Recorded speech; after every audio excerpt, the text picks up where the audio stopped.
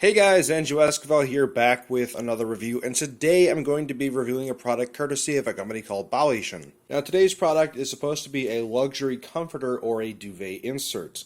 If you look on the Amazon page on which this product is sold, it's not entirely clear what it's meant to be as, whether it's supposed to be a solo product or a product used in conjunction with something else.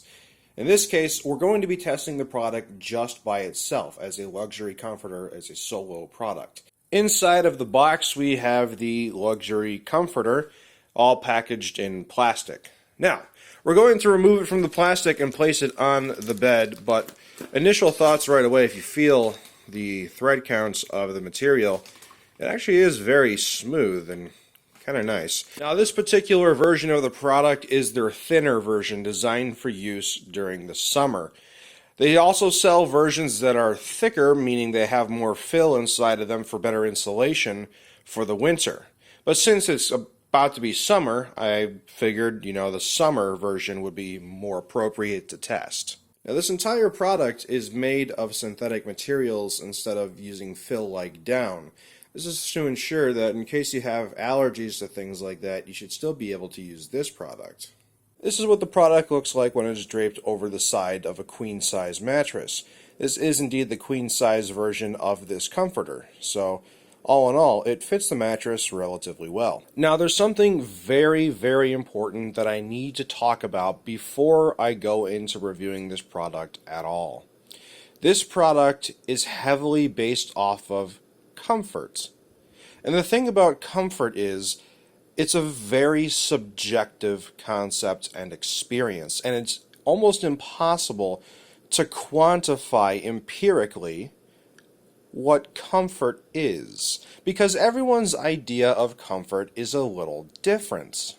For me, my process on how I will determine its comfort level is based off of products that I've had in the past and how they relate to said products. Now, first and foremost, what needs to be done in order to test this product is to use it, which means I'll have to sleep with it for a number of days to see how I feel about the product.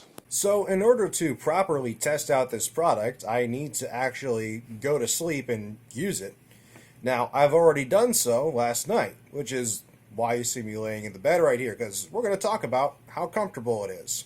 Now, first off, this is being used as a comforter, not necessarily a duvet, because generally a duvet gets slipped into a duvet cover, and the duvet cover would completely enclose this to try and keep it clean, which you might want to do considering that this particular one is white, and if you sweat at night and you get it on white fabric, the white fabric will turn yellow.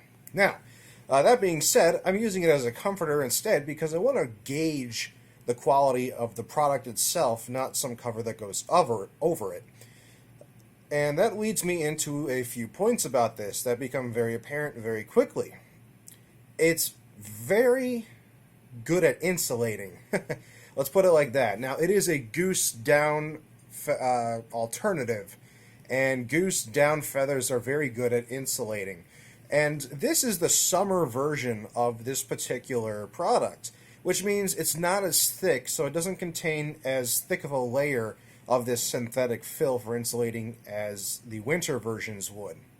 That being said, I found myself here in Illinois not using it all the time because it is pretty hot right now in the summer, and we do have the fans going and the AC going once in a while, but I think they probably could have made it just a little thinner, and it would have been spot on. But if you have the fan on, or if you use AC in your house, I can imagine that this would be a relatively appropriate amount of insulation for the general usage of most people. Now, let's talk about the comfort of this thing. It's very soft, but the thing about it is, it's not necessarily the outer material right here that you touch that's soft. It's the fill on the inside, because yes, this material is probably a good thread count and it is smooth, but it's not like silky smooth. And I do know what silky smooth feels like because I used to have chamoose silk bed sheets, so I had real silk before, so I know how to compare the two. But It's when you squeeze the fill together that the fill on the inside has very little friction, and it creates this kind of plush, smooth kind of sensation that I can only kind of compare it, and this is probably not the best way to compare it, but it is a subjective experience. It feels like maybe what you would imagine a cloud to feel like a puffy cotton cloud. It's very poofy, it's very soft, and it is very enjoyable to use. It's definitely comfortable, which is good. So, using it for the night that I did, I didn't see any problems with it. It seems to hold up well, but speaking of holding up well, now that we've talked about how I personally feel this thing works, which points are that it insulates pretty well, maybe a little too well for summer, but you know it's pretty darn close to what it should be, and it's actually pretty comfortable, even though it's got this synthetic fill. So with that being said, we are now going to wash this entire thing by itself in a washing machine according to the instructions on the tag that comes with this, because I need to see if this is going to hold up. If it disintegrates in the washing machine, it's not something I'm going to want to buy over and over again. This should be a one-time purchase for a long time. So let's go ahead and do that. Now this is the tag that comes with the product and goes over how to clean it. So it says machine wash in cold water, do not bleach, warm iron as needed, tumble dry, and remove promptly, do not dry cleaning. They should change that to do not dry clean.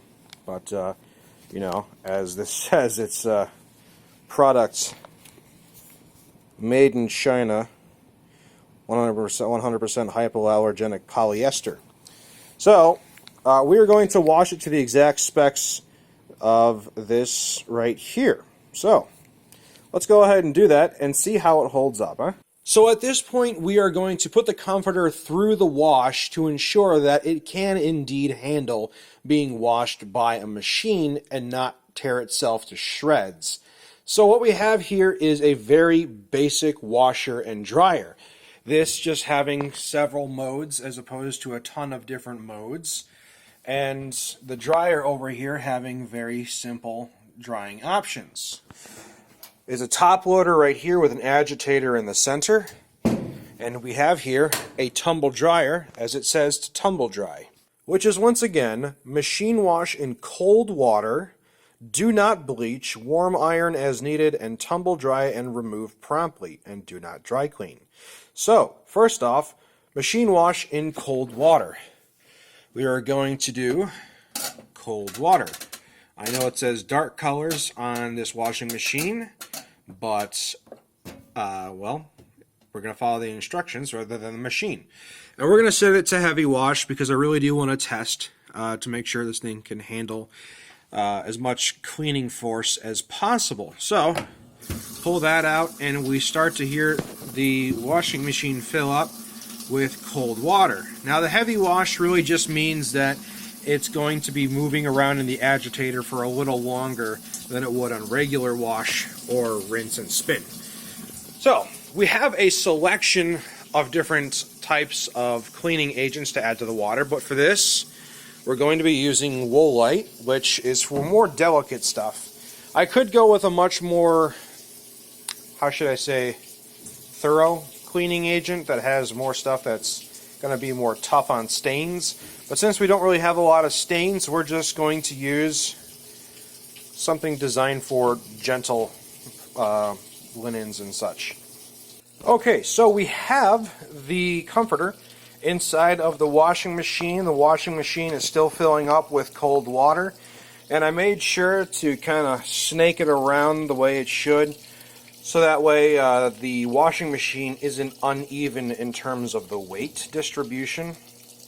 So we're going to close this up, let it do its thing, and then when it's done, we're going to come back and put it in the dryer.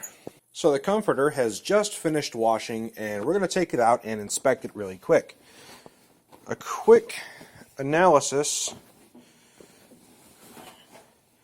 shows that we have some pilling going on.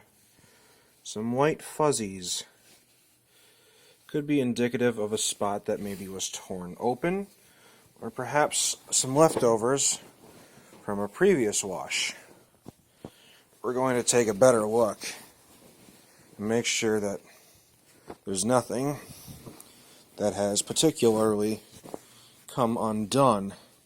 So what I've done is I've laid out the comforter here on the ground so it's all nice and flat, so I can walk around and see if there's any obvious tears on this particular product after going through the wash. And as I do so, I don't see anything on this side specifically that would indicate a tear in the material.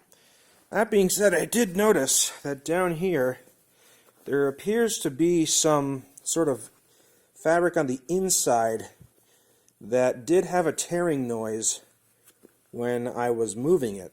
So with this side checked out, we're going to flip it over and check on the other side.